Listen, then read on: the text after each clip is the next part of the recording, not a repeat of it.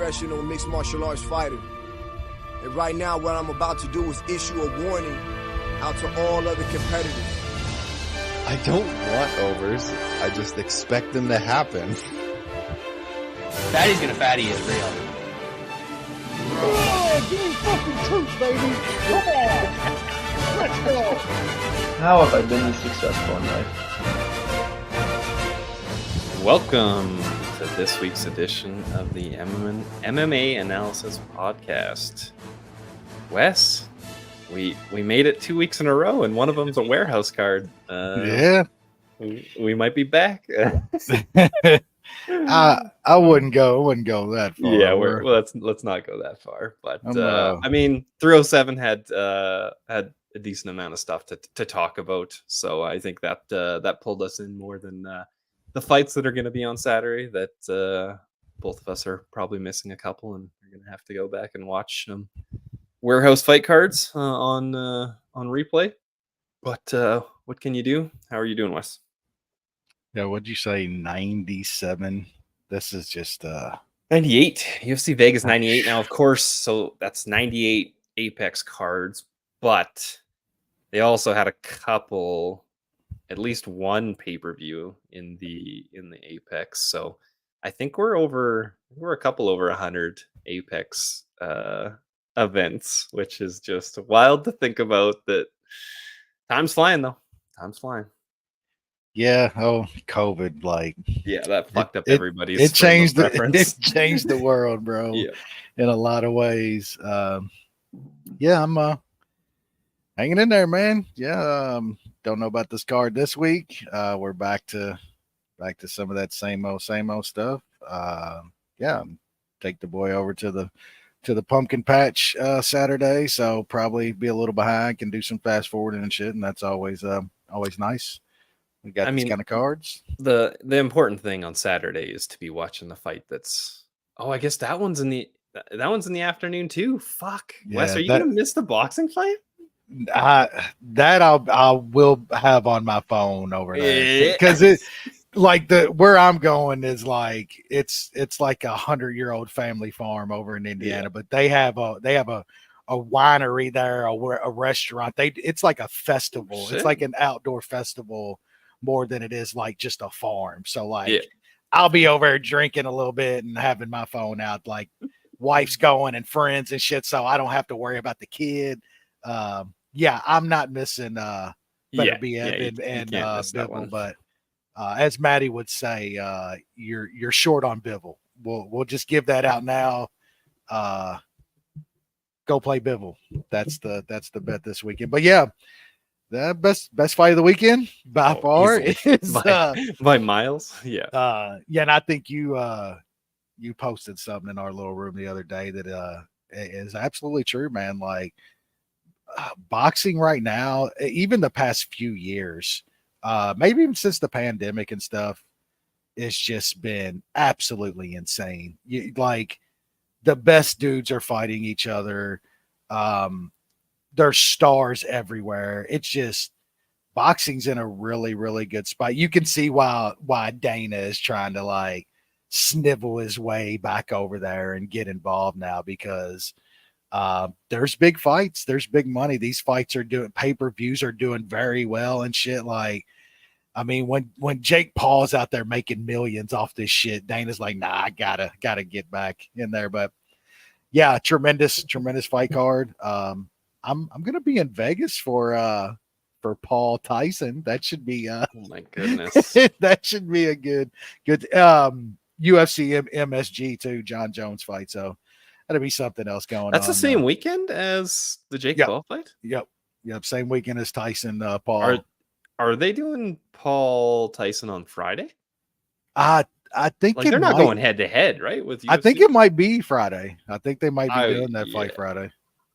But yeah, both of those are same weekend. Yeah, they're doing it Friday. Yeah, okay. So they're not going head to head. Yeah, I mean, Netflix got all that money in this shit. They're like, no, we're not going up against MSG and John Jones, but for our first live sporting event. Yeah. Yeah, but that it's gonna be a good time, and we'll getting these warehouse fights and talk about go over and talk about one of maybe the current greats of fighting right now. Yeah, I mean, Alex Pereira, starting at the top of UFC 307. Alex Pereira defends his light heavyweight belt for the third time or was it the fourth time in a very, very short record amount of time. Gets the TKO in the fourth round. Alex Pereira is carrying the UFC right now, and that's wild to think about because he's been in the UFC for what, 3 years, something like that.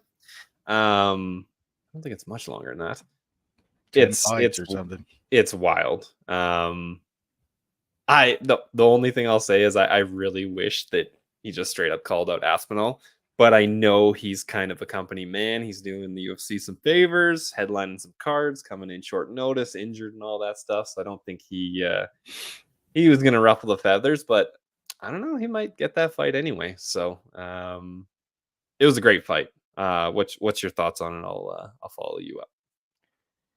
Yeah, I agree with you there. I mean, they brought him to the Apex last night for the what's the guy's name again? Yeah, I forget the guy. Mitatov or fuck, I can't remember its exact name. Yeah, like they're setting up something like that.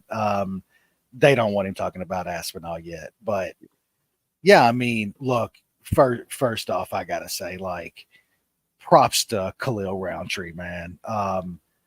That dude was in that fight. That dude won 2 rounds off of Alex Pereira. We talked about it last week. Like, it was a bit scary the price because we knew it was gonna be a fight that happened the whole time on the feet, and Roundtree's got big power. He's gonna throw fucking hammers, and man, he tagged him. He got him.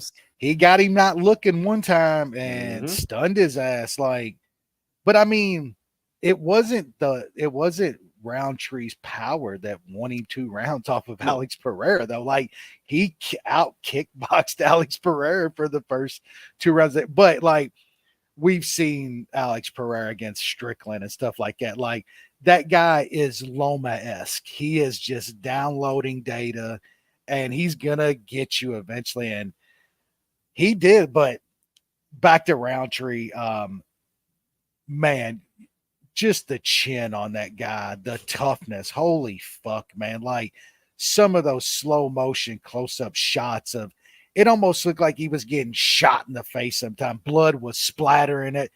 Just gnarly shit, man. But props to Khalil. Would have been happy if Khalil won, like, straight up. That guy's we talked about it. He put in his work and shit, got a whole lot better.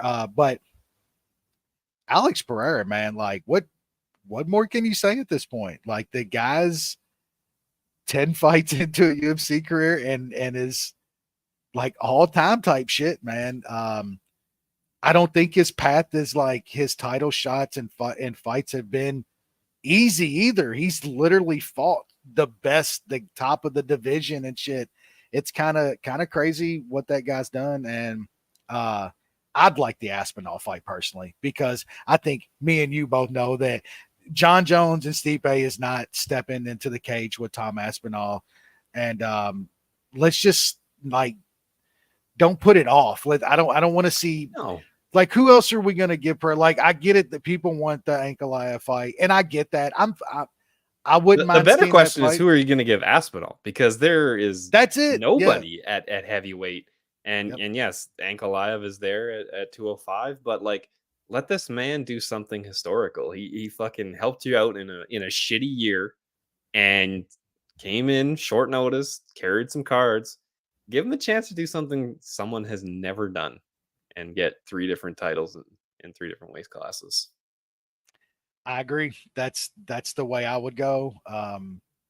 We'll see. It seems like, the UFC does a lot of things right, man. But when they fumble bags, they have, like, historically fumbled some shit. So I'm not putting it past them to not do this. But yeah, Alex is incredible. I think he could stop fighting tomorrow, and he's hands down. I mean, he's a Hall of Famer whatever that means in this day and age. But he's an all-time badass, man. He might be the scariest motherfucker walking the planet right now. And we'll see what happens. I wouldn't put off like any, if your plan is to get there eventually, don't put it off too long. The man's what, 38 He's now. like 38.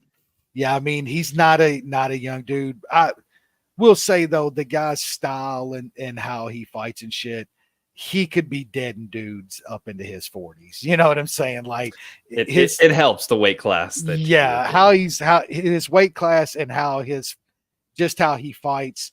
He's not relying on some kind of like vicious speed and shit and stuff like that. He sets guys up and kills guys. That the finishing sequence on Roundtree was just like, I was getting chubby because, man, the body shot to the uppercut, just nasty. Alex Pereira is a nasty fucking man. Yeah, our buddy Steve, he that is correct. That is the most likely scenario. But I want to see it happen. I want to see him.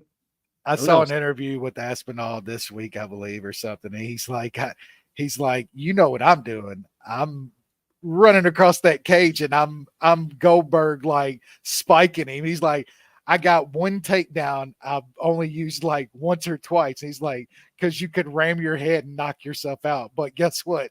I'm doing that. Going for the spear. He's just gonna fucking spear him. He's not fucking Khalil Roundtree. That guy's gonna go take Pereira down. Like, that's the most likely outcome. But I'm with Shaun. He deserves to get that shot straight up. Yeah. He's got lots of factors that help him in that scenario. So hopefully that is what's next. Of course, we're not going to know because they're not going to do anything until MSG when they have that last fight, and then we can stop caring about that. It's history that's trailed on way too long.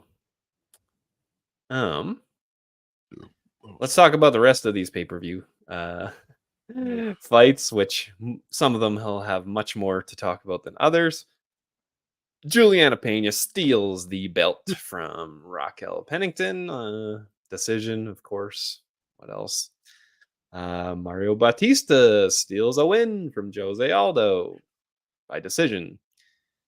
Roman deletes, makes Kevin Holland crack his own rib, and we cash some money. We're due for some luck, and we definitely got it there.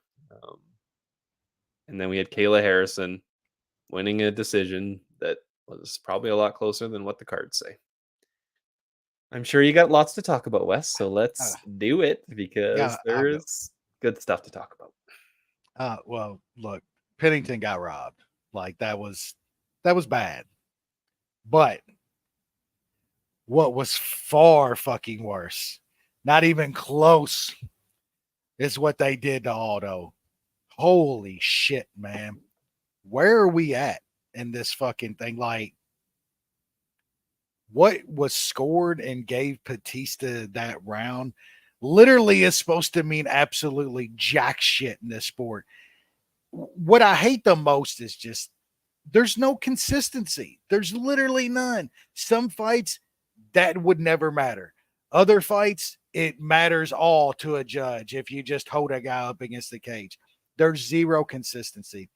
Outside of that, man, Aldo boxed this dude up like the first minute of the third round. Literally jabbed the shit all over him, dude, and then literally got held. That I don't think Batista threw a strike on the cage. Literally just held him for over 3 minutes and somehow gets that round. I don't know. I don't know what to say, man. It's wild. Because my favorite is when the ref finally broke him up and he literally dove in for a takedown instantly after that. Yep. Yeah, like I don't know, man. Like I think us kind of old school guys have been watching the fights for a very, very long time. We've kind of a lot of us have been the, if you get taken down, you got to get back up.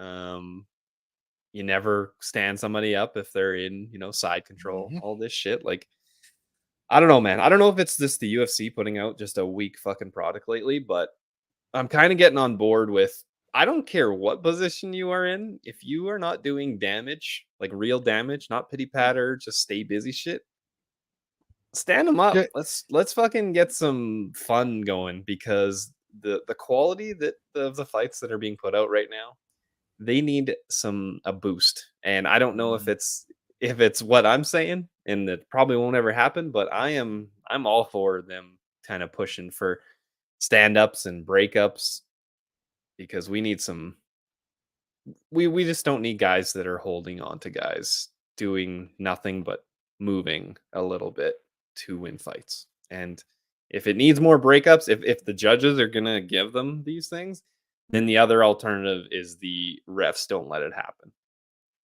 Yeah, so okay, like I'm cool with that. I do think for me, there's a difference to holding somebody against the cage and not working and being on top of a guy on his back and not like if you're not working whatsoever, absolutely. I'm fine with that. But even like if you have somebody pushed up against the cage and you're like punching them in the thigh and you're like kneeing their fucking back of their leg a little bit to where if you have a guy flat on his back and you're dropping a little hammer fist here and there and shit, that there's a difference to me because that is a dominant position, having a dude on his back and shit.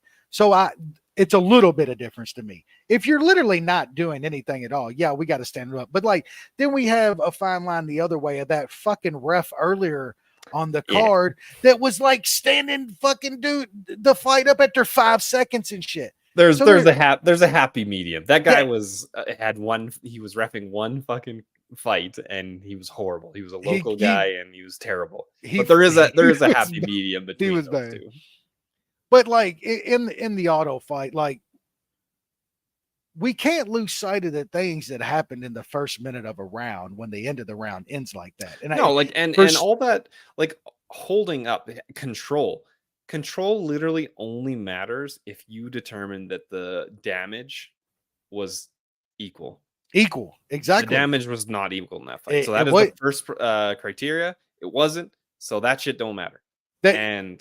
And that's like that's a big problem because it's always been like that. Judges remember the end of rounds more than they remember the beginning. You just get guys to flurry at the end and they fucking steal or a takedown, which was even worse. Yeah. But at the beginning of that round, Otto seriously landed, I believe it was like 15 or 16 just jabs, a right hand or two in there. It wasn't like big stuff or anything.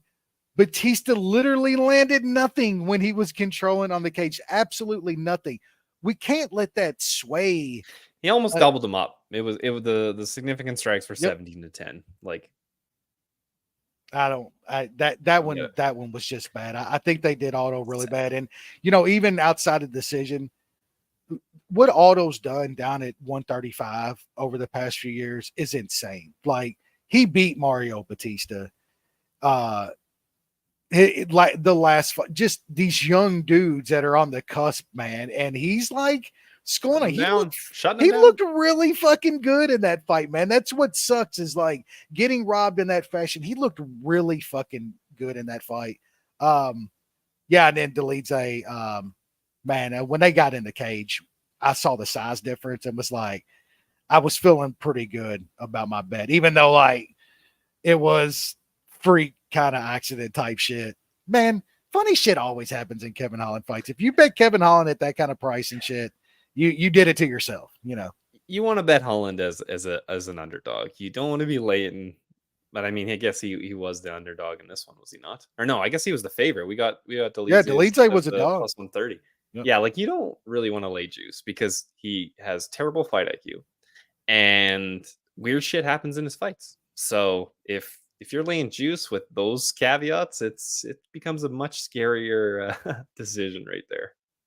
Yeah, no. Kayla Harrison got jacked in the fucking face, man. That was man. She looked pretty rough after that. I mean, pretty dominant kind of performance outside of that, but she damage wise, it was ugly. I know I did read that like she was apparently in the hospital and shit the week before from trying to make 135. And like, Love it. there's somebody there was somebody that wrote something else about like how she's literally been fucked up every single time she's done this now. And she's man, fighting Ketlin Vieira instead of the title. She's got like a handful of fucking cuts that are still putting her in the hospital, and the UFC isn't fucking giving her the title shot. They're making her fight fucking Ketlin Vieira after she beat Holly Holm. Like, yeah, now you're gonna fucking UFC. and like, Pena calling out fucking Amanda Nunez and shit. Like, Nunez is like talking about coming back now because that's an easy fucking payday. Like, man, just cancel the division. Just get rid of this shit. Nobody cares, man. We don't want to watch fucking Kayla Harrison hump people. Like, if she was gonna come over and like smash and shit, like she's humping. She was humping Kaylin Vieira with a broken face over humping. Like, nobody wants to see it, man. Bad. It's very bad. All right, we'll rip through the rest of the prelim cards. We got Joaquin Buckley, KOing Wonder Boy in the third round. That was a tough one. Allegedly, Yasmin Lucindo defeated Marina Rodriguez by split decision. There was 4 split decisions on this fucking card. Alex Hernandez defeats Austin Hubbard by split decision. That one I think is a fairly bad split decision, but you'll have to remind me.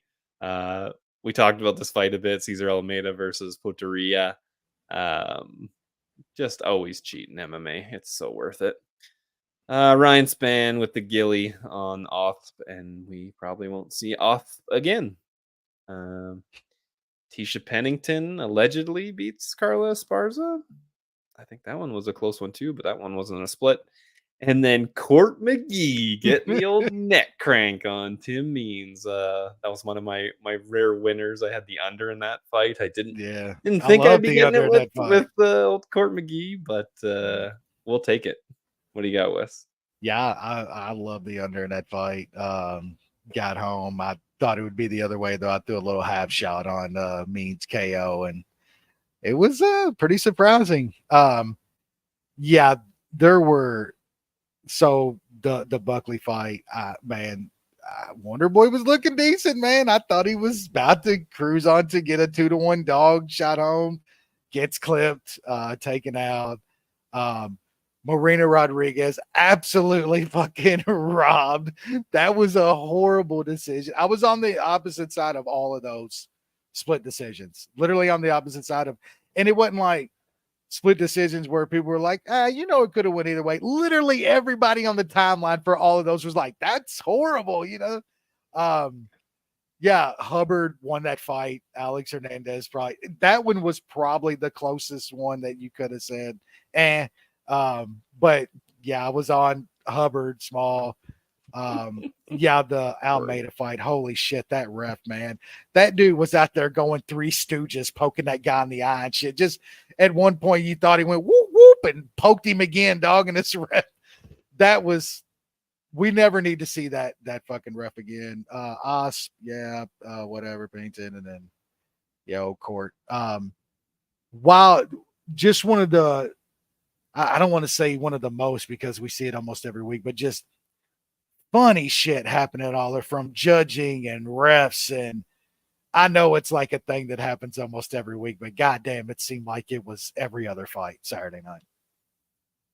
It was wild. There was weird shit happening all night long. So yeah, that was UFC 307. There was something. It was something. Shit tons of split decisions. We got just meme reffing. We got meme judging. Fucking just amazing. And now we're off to back to the warehouse. At least the main event's good. The rest leaves a lot to be desired. We're probably going to go through a good chunk of these pretty quickly. We'll try to know what we're talking about for half of these fights, and that'll be that. Sound good, Wes? Yeah, I don't have a lot for a lot of these. So yeah. Tapology says that we're starting out in the heavyweight division. I don't know if that's true or not. We'll go with that. Junior Tafa is taking on something called Sean Sheriff. Guy's 4-0. Do you know anything about the Sheriff? I don't believe I do. Didn't he get a Contender Series fight? He Was did that not. right? He did No. not. No. Yeah, I Fought have last not, time out at LXF 19. I have you not heard of watched LXF. Lights Out Extreme Fighting. That would be Long Beach, California. Is that a local Cali one? I don't know. We're gonna have to contact Capoza for the info on that fight promotion, and probably the other one he fought in before that, because it looks like that was Fight Club Orange County. So he's out there probably beating up bums on the beach. Shout out Calvin Ayers, bring it back. I got, there's no lines out on this fight yet, because I believe this was supposed to be Tafa and Barnett. Yeah. But there is something that I will be looking for when the lines do come out, and I'm pretty sure to be a 1.5 on this fight. Absolutely looking at an over 1.5. Absolutely. Like Tafa was cruising last time until this dummy rolls over and gets like ankle lock. Like this dude goes right to his back and lays down. Like I'm gonna play an over 1.5. It should be 1.5. It should be like a decent price with these guys' records. So I'll be looking for a line on that. Yeah, I mean the Barnett fight, the over was like plus 160, plus 190 in some spots. I don't think that number would be really any shorter against a shittier guy. Fight starts round 2, might even be a little plus money. Yeah, so that's if you want to throw some darts on the opening fight or maybe the third fight in, who knows? That's not a bad dart to throw, because you probably aren't going to have much for bets on the early portion of this card. That's for sure. Allegedly, we're going to the strawweight division. We got Corey McKenna versus Julia Palastri. Yeah, I mean, who really knows here, man? I don't. What did Palastri? Wasn't she on something? Oh yeah, that new chick off Tough. That was not off Tough, off the Contender Series. Yeah, she actually gave her a decent fight from what I can remember, but man, who knows here? I'll probably pick McKenna because she's the dog, but like, something about this fight. I will say these chicks do seem to get into that thing where there's dumb finishes and stuff in some of their fights. The under is like a crazy price in this. If you want some kind of action, I might look at that or fight inside, hope for one of the dumb arm bars or something, because these chicks seem to be involved in some of those from time to time. But I got nothing on this fight, man. Yeah, my favorite thing about Corey McKenna fights is, of course, not the actual fight. It is when I go to her stats page and I see that her reach is under 60 inches, and I didn't even think that was possible. It is 58 inches. It's amazing. Just so little. It's probably going to be a grappling fight, so some stupid armbar. I know those aren't happening as much lately, but could she low-level chick grab fights something? Yeah, low-level chick fights where they're both going to look to grapple. I think somebody might get caught in something, but there's no chance in hell I would put money on that fight. So we will pass. We're up to the bantamweight division. Dan Argueta, something called Cody Haddon, allegedly the number 1 ranked oceanic bantamweight in the world. Thoughts on that, Wes? What are we doing?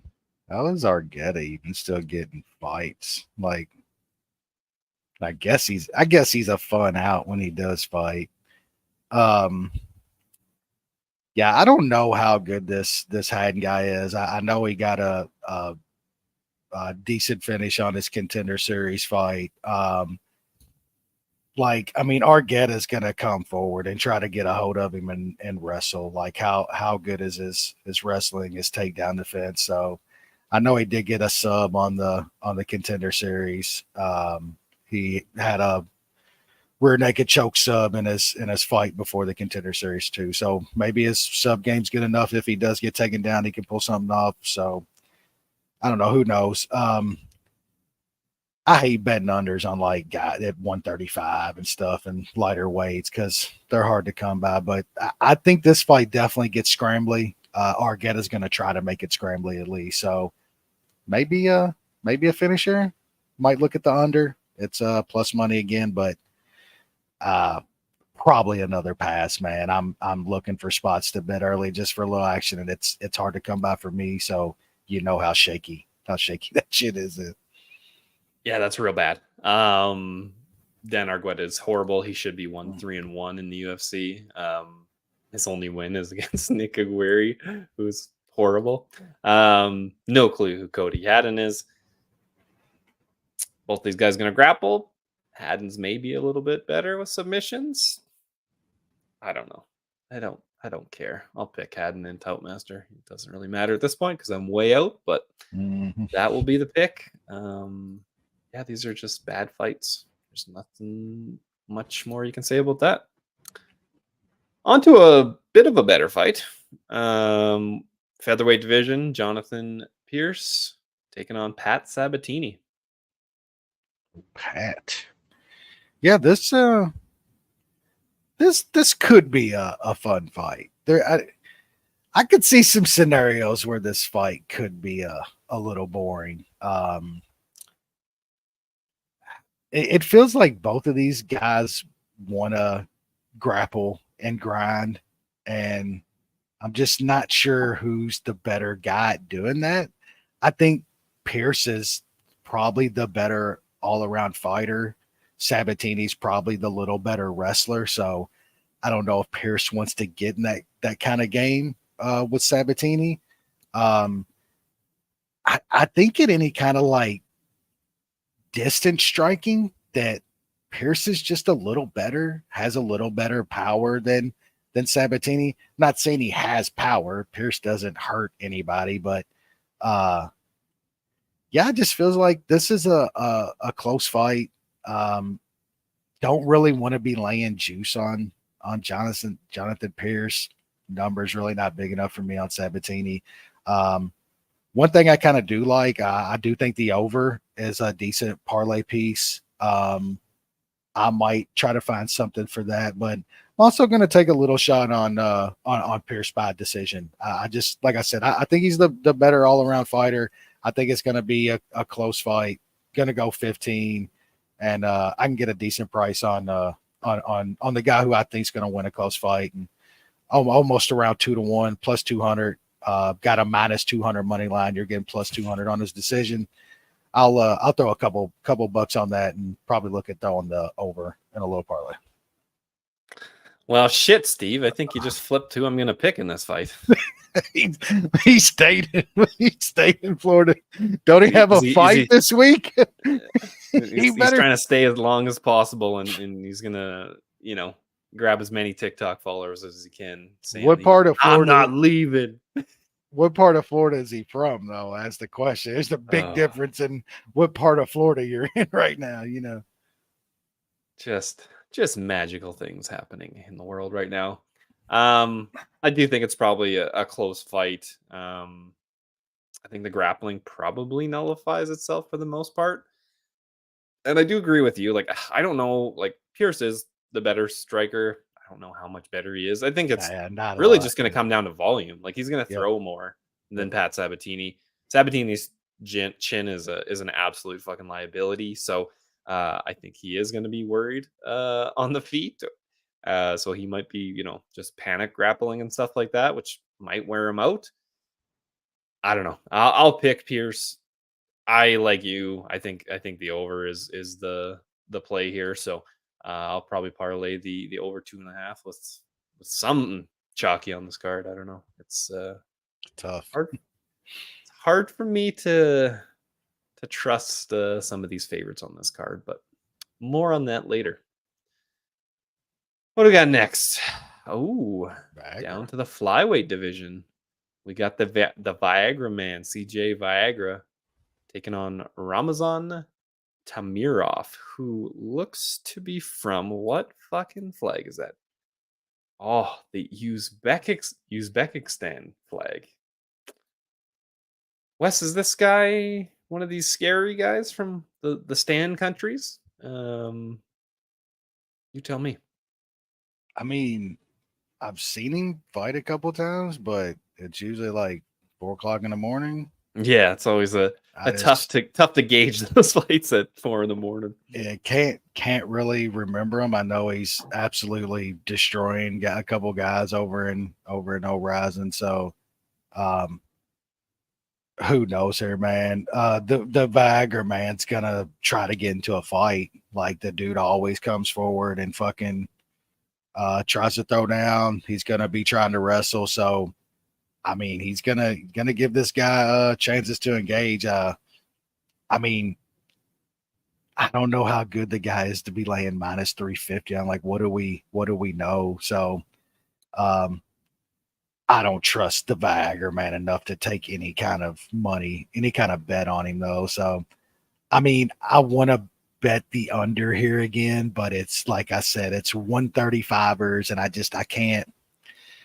These dudes could just hit each other for 15 minutes and nobody goes anywhere. So probably something I'll pass on, man. I want a little under, but it's probably a losing bet. It's another pass, man. This shit's tough for me. I like volume. I like to have some bets on the UFC card. And it's just tough to find them, bro.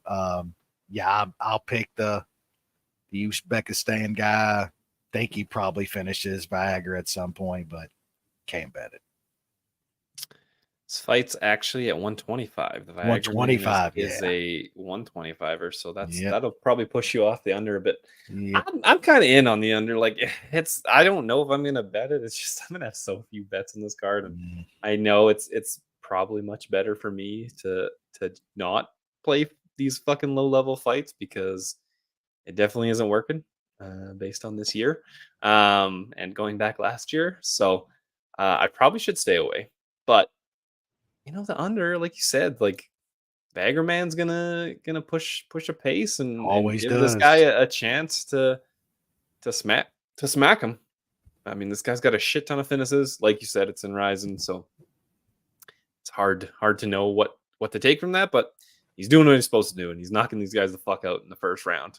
So hopefully it's a fun fight. Might sprinkle on the under. I think the Uzbek is gonna get the finish on the Viagra man. Oh my goodness.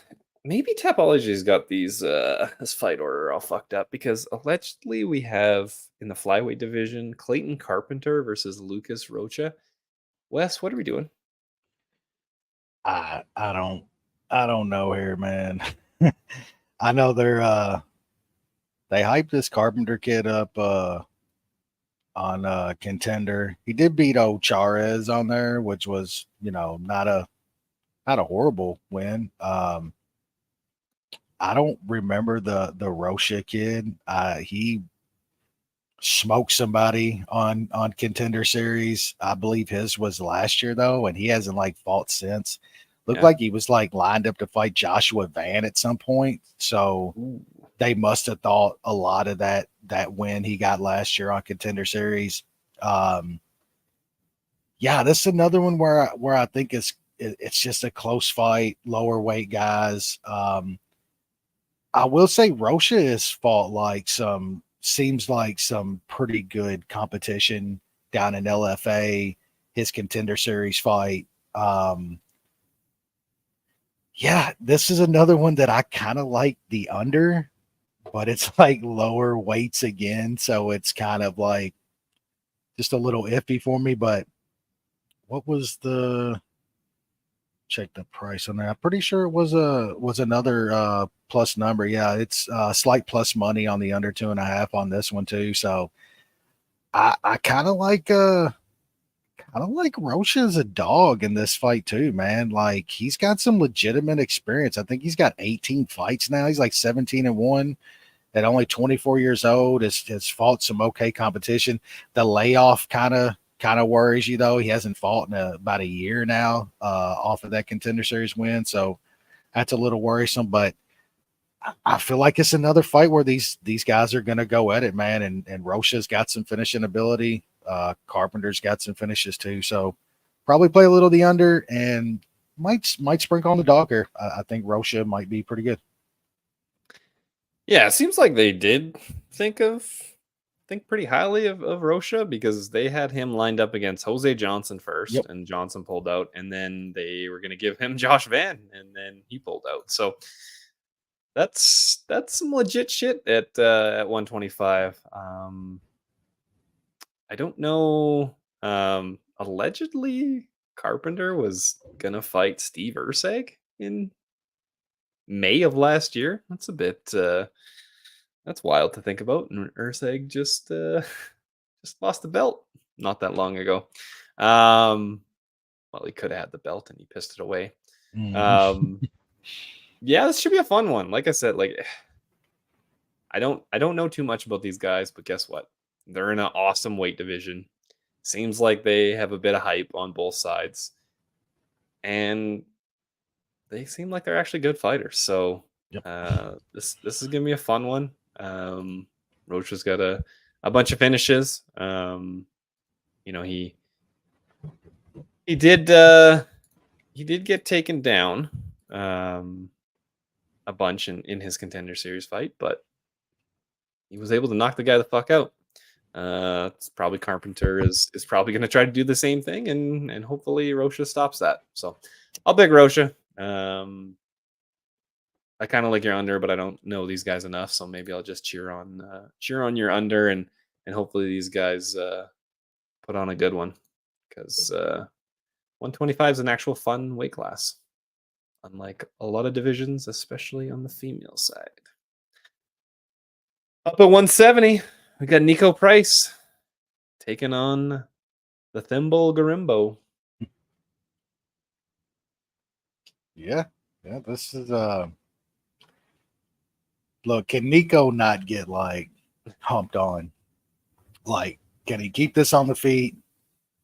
If Niko can keep this on the feet, like, I think he's got a very good shot in this fight. I think the Garumbo guy's just getting like a little bit of height just because of, you know, circumstances outside the cage. You know, you want to cheer for the guy. You want to feel a good story. I'll give him that. But it shouldn't translate, I don't think, into him being like a minus 350 favorite against like almost anybody. And like Niko's like a legitimate dude. Like, I know he's getting a little older. I know he's been in some fights, but I mean, he went out there last time and took care of business against old Morono, which like, it's not Morono's not terrible. Like, that dude's a decent tough out, and Niko stayed in that fight for 15 and won that fight. Yeah, I kind of like Niko here, man. I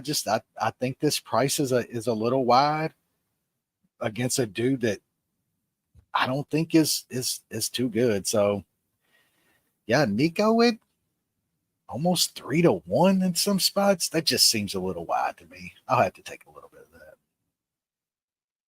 Yeah, I don't blame you. I think Garimbo is kind of a fraud. He's got an interesting record when you look back on it. With you know, he's on a 3-fight win streak, but take a look at who he beat there. Niko Price is, you know, he's a durable dude. He actually showed some decent fight IQ last time, at the detriment of my bet on the under 2.5 in that fight. Yeah. I thought if he was going to win, he was going to knock the dude out. But he went to decision. Yeah, I think Price can probably stuff some takedowns, and when it's on the feet, he's a better fighter, better striker. So I'm probably gonna waste some money with you and flush some cash on Niko Price at, you know, plus 285 or so. And is that the one, Wes? Is that one of the ones? That's one of them. Yeah, that's one of them. Yeah, it's a tough one out there. We're going with 2 consensuses this week. Is that because we love 2 fights? No, it's because this is a warehouse We fight don't card, like any of them. and we don't like any of them. So we're gonna throw half a unit on Niko Price at plus 285, and we're gonna pray that either he cashes or the other dart that we're gonna throw. A little more on that later. What do we got next? Brad can spot a 12-inch stick from a mile away in the lacrosse locker room. I'll tell you that. He's got the Hawkeye just in his eye. Brad's a beauty. Brad's enjoying his non-UFC life right now, and I can't really blame him. Said he's going to be back for Holloway versus Taira, probably. We'll see. We'll get him back for that one, I think. That's a very good fight card.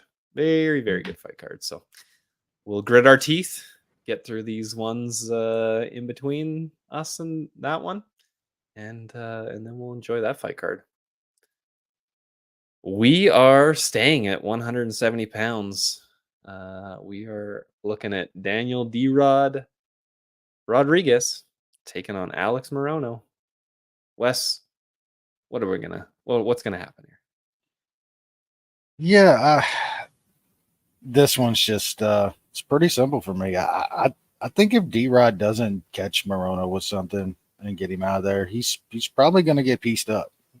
Do I think Morono's some like great boxer, striker, or anything? No, not really. But man, like D-Rod's not very good, man. The losses he's had lately, I don't know. I just thought I think we all was thinking a little bit more of him after the Kevin Lee win and the Jangalang win.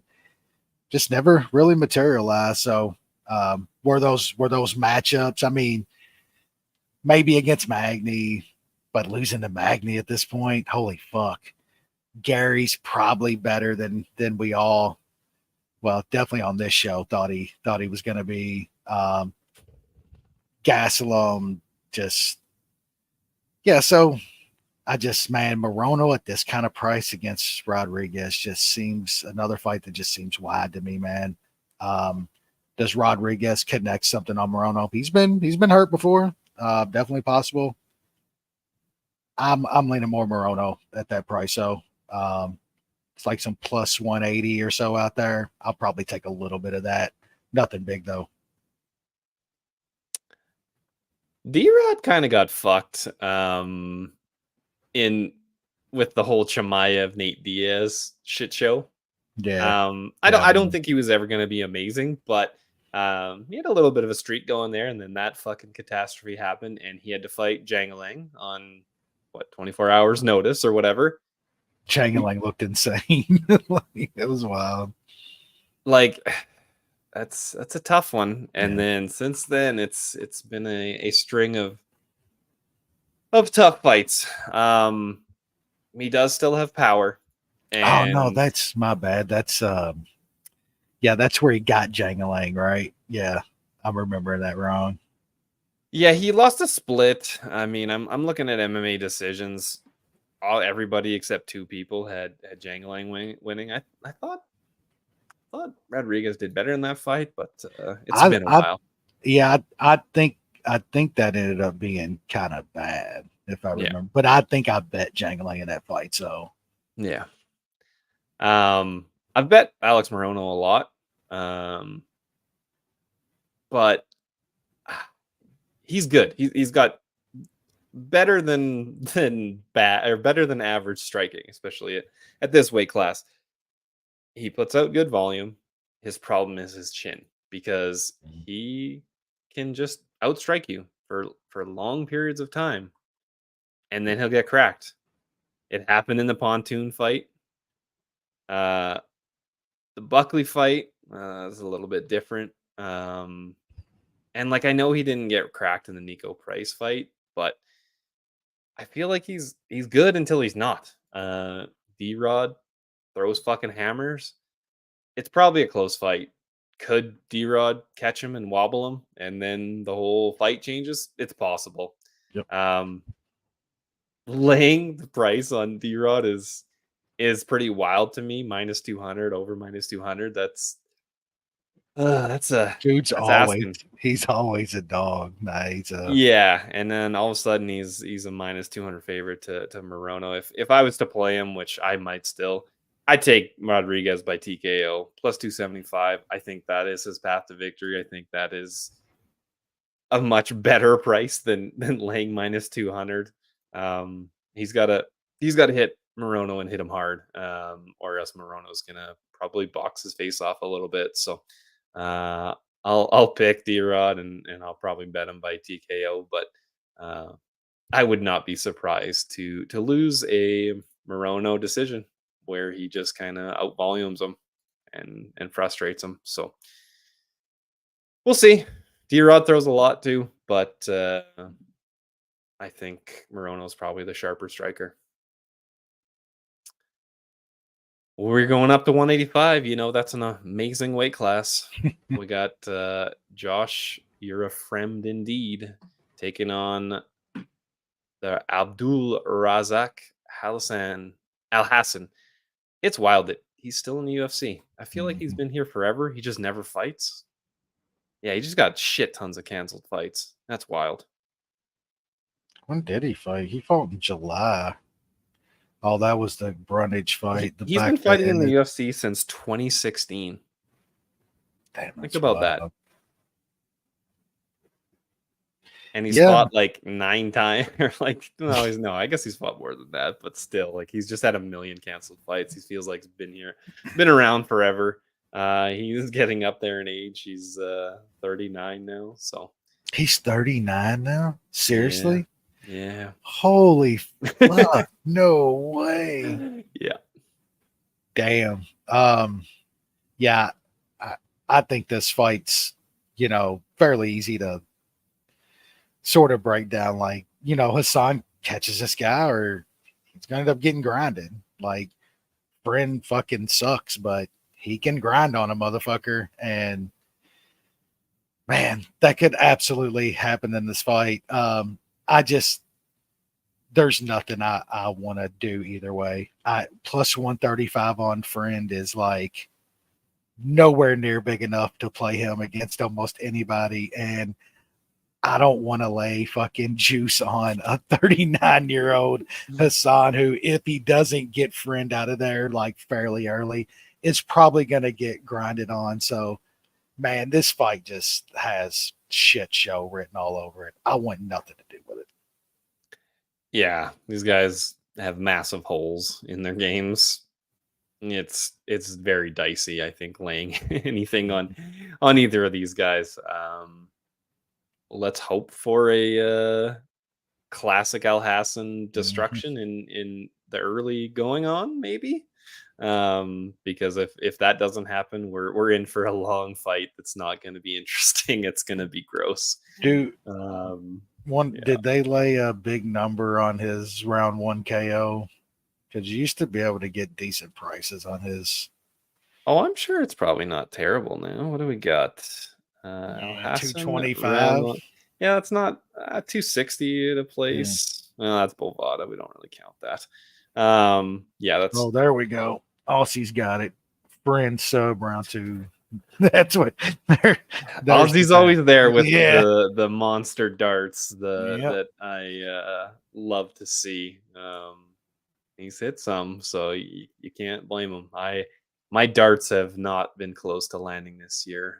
I try to find some of those very big numbers, every couple of cards or every card, and nothing popping for me this year. But I guess it only takes one when they're the odds that they are. So I'll keep probably on throwing the darts. I'll pick Al Hassan. Hopefully gets a finish. Down to 170. Chitty chitty bang bang. Enjo Kwani taking on the night train. Jared Gooden. Yeah, that's another weird one to me, man. I've bet Chitty a lot. over the past couple years since he's gotten back to the UFC, and won a couple, lost a few. I don't know about the guy. He split against old Reese McKee last time out. Like not a great look. Just getting like the Hobo Cop loss is what it was. Like you stand with that guy. That's just your ass, you know. So, but man, Duraev split loss. The Candyman just fucking him up. Like in this one, I just think this is probably a bad matchup for Chitty in this fight. Like, I think Gooden is gonna get a hold of him and is gonna take him down. And it's like Chitty is fucked on his back. Like he has no way to get up. No get up. Like he might have the worst. Like there is just no way that guy knows how to get back up to his feet. I think it's a bad matchup, man. I like Gooden as a dog here. I think this is actually the wrong guy is favored. And I like Chitty. Like I said, I've bet him almost every fight since he came back into the UFC. I don't see it here. I think it's a bad matchup, and Gooden as a dog is probably worth a small bet. Yeah, I don't have much more to say. I think you kind of nailed it. I think this is dog or pass. The path to victory for Gooden is there. Does Chitty catch him coming in? It's possible. Yeah. That chin has been checked before, but yeah, I think it's going to be grappling, and like you said, Chitty is kind of fucked on his back. So I will pick Jared Gooden, but I will not bet him on principle. I'm a man of principles, Wes. 155, Grant Dawson taking on the old half a Garcia. Yeah. Look, Grant Dawson should win this fight. Do you want to do anything with Grant Dawson at minus 400? Like that's just kind of wild to me. I guess I get it, but Rafa Garcia is like, he's a tough out, man. Can he beat Dawson? Like, can he like not get choked out by Dawson and keep this up at points? And I don't know. It's not a big enough number to where I think I want to find out, even at plus 325, plus 340 out there, because Dawson's definitely the better guy. But I've never been big on Dawson. The Bobby Green fight is what it is, man. We were on Bobby in that fight, massive number. I think Bobby was plus 400 or something in that fight. Me and Brad, I know me and Brad hit it for sure. I just don't think Hoffa has that out in him like Bobby Green did. So I'll probably pick Hoffa Garcia and Top Master, even though it really doesn't matter anymore. But I don't know. Maybe this gets up to another Bobby Green plus 400, plus 450 type situation, and I'll take a small shot. But I don't see anywhere in the world I'm laying minus 400 on Grant Dawson. Yeah, I've kind of been going back and forth on this one. Dawson, gets smoked by Green. It's not great. The Grant Dawson chin showed up in that fight. Obviously, the Ricky Glenn fight, terrifying third round, and he's obviously shown some liabilities in some of these fights that he's won. But I feel like a guy at the level of Rafa Garcia is the guys that he smokes. Dawson sub, that is a good price that Aussie likes. Yeah, there's some plus 400s out there. That's not bad. I did not expect it to be that high. I thought it was in like the 2-to-1 range. 4-to-1 range is a little different. Yeah. Rafa Garcia has never been finished, and I know he's kind of a grappler, but I think Grant Dawson is the better grappler. So yep, he's gonna win this fight. Don't mind the dart on a sub. I'd much rather play Dawson sub at plus 400 than I would lay minus 400 on Dawson. But That's just me. Rafa Garcia, I just don't think is good enough.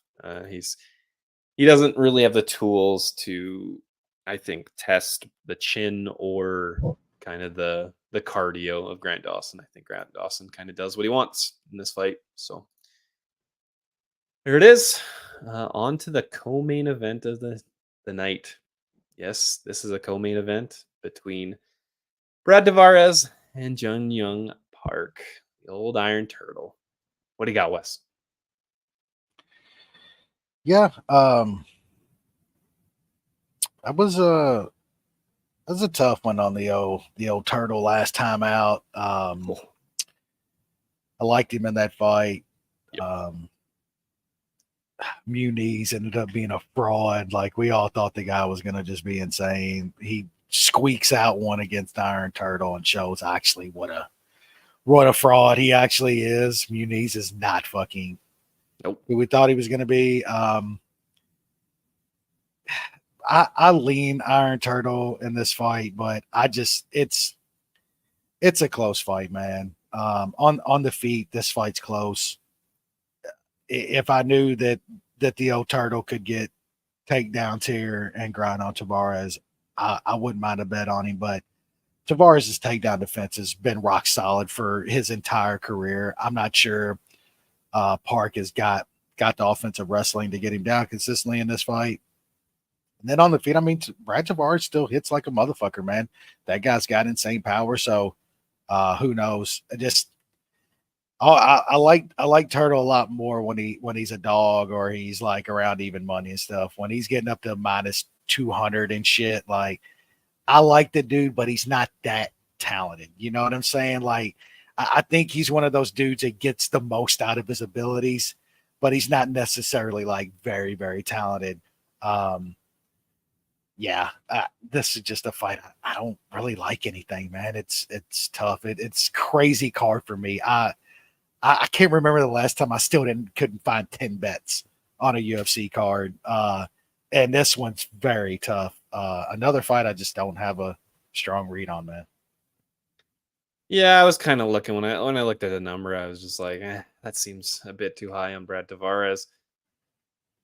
It's tough, man. He's been collecting some damage recently. That beating that the Hobo Cop put on him, not very nice. Bruno Silva fucked him up pretty good too. So like he's wearing it now. He's 36 at these upper weight limits. The age doesn't mean as much. But he's definitely taken some beatings in the last little while. I do think his takedown defense is probably good enough to keep this on the feet. And then I think it becomes a close fight. I think the power probably goes to Park. But I'm not sure Tavares can throw enough punches to win, because that is the worry, right? The volume is the worry. Like, is he going to be worried about getting taken down, and then he's going to strike less? And even when it's on the feet, and if he's not worrying about that, the Turtle just throws more. So it's tough. It's probably going to be one of those ones where it's a close fight, but Park ends up taking it. And you, like last week, we have dog money on people, goes to close decisions, and you lose it. That's Yep. That might be what happens here. So I'll pick Tavares, but I think I might be staying away from him, sadly. And that brings us to a good fight. The one star on this warehouse card. Almost a title eliminator. You know, it's getting close. In the flyweight division, we got Brandon Royval taking on Tatsuro Taira. Wes, what do you got?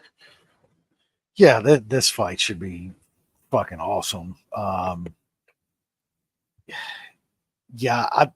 I think this is going to be just some wild scrambles in this fight. And man, you're going to give me over 2-1 on Royval and some wild scrambles. Like, I almost got to take it. You know, I think Taira is the better guy. Might be a champ.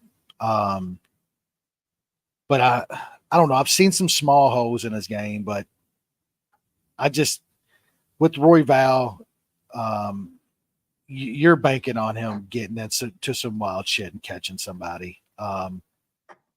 It's if you do it once, maybe twice, you call it maybe some luck, some fluke stuff. Royval gets in that shit all the time and pulls shit off. That's called a skill. I think he's gonna get Taira into that kind of fight, and you got a shot. Do I think Taira's the better all around fighter? Yeah, absolutely. His grappling's probably better. His wrestling's better.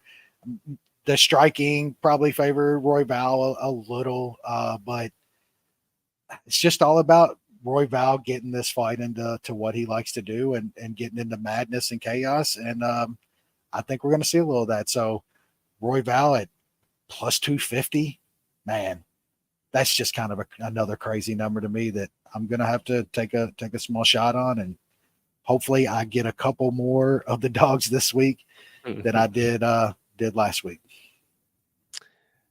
Yeah, like it's kind of wild to see Brandon Royval, who's been at the top of the division for a while now, and he's a plus 250 dog to Tatsuro Taira. I kind of get it just based on the stylistic matchup. Royval has shown a very, very porous takedown defense, and that is what Tatsuro Taira is good at. So Taira, if he's smart, is going to go for takedowns. I hope Royval can kind of create scrambles and he's just not going to get laid on or just subbed out. I mean, he's fought against some good grapplers and not got subbed. I mean, he did, back when. I feel like he's kind of had two halves to his UFC career. Pantoja got him, but then the last time Pantoja fought him, that was a good fight, man. It was a scrap. That was a scrap, and Pantoja got takedowns. Royval was able to not get into too much danger, and when it was on the feet, it was a wild fight. So that's kind of what I'm looking. That's what I'm looking for. Royval's the guy that went to a decision and outstruck Pantoja. He went to a decision and outstruck Brandon Moreno. That's impressive. So you give me a plus 250. I gotta take it.